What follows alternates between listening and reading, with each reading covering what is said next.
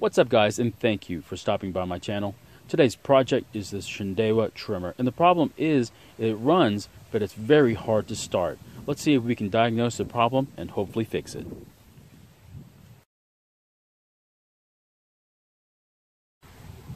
This H4 hybrid system from Shendewa is supposed to give lower emissions as compared to a regular 2-cycle. And that would matter if you could actually get it running. Right now, it's just really difficult to start. And of course, most starting issues are related to the carburetor, so let's go ahead and take a look at it. To begin, let's go ahead and remove the air filter cover. Next, remove these 2 bolts, and the air filter base and the carburetor should come off of the engine.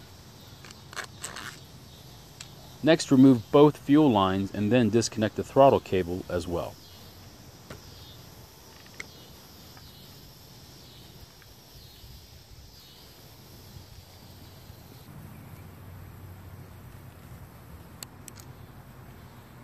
Now that the carburetor is free of the engine, let's go ahead and examine the pump side of the carburetor.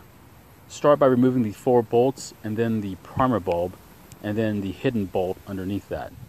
Now carefully flip over the white part where the fuel lines went. There you'll see the pump diaphragm. What you're going to look for are the 2 small flaps that are the check valves. Make sure they're flush with the diaphragm.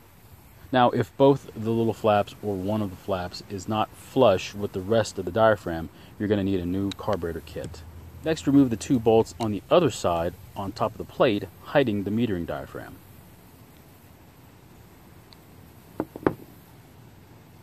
And after examining it, it seems to be losing some of its flexibility, and also it's kind of crooked as well. It's going to need to be replaced.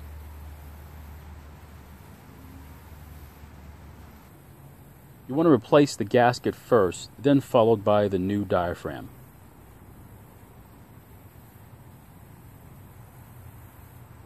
Then go ahead and reassemble the whole carburetor. At the same time, I'm going to also replace the primer bulb as well.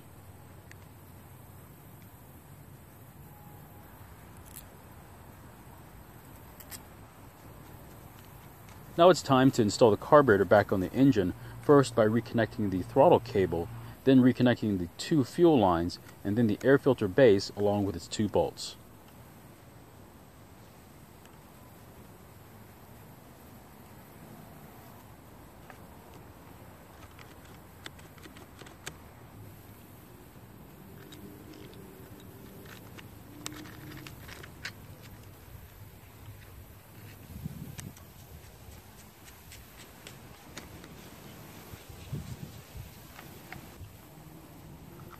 And now that it's all back together, let's go ahead and try to start it.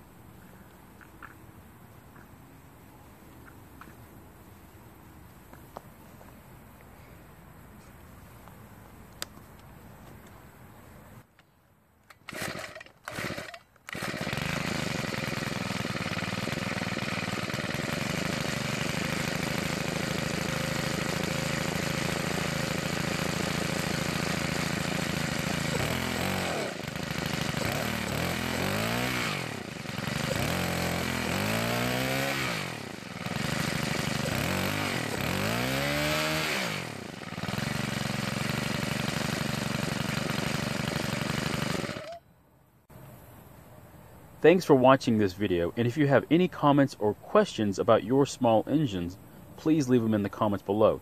And please consider subscribing, as it really supports this channel, and I'll see you guys in my next video.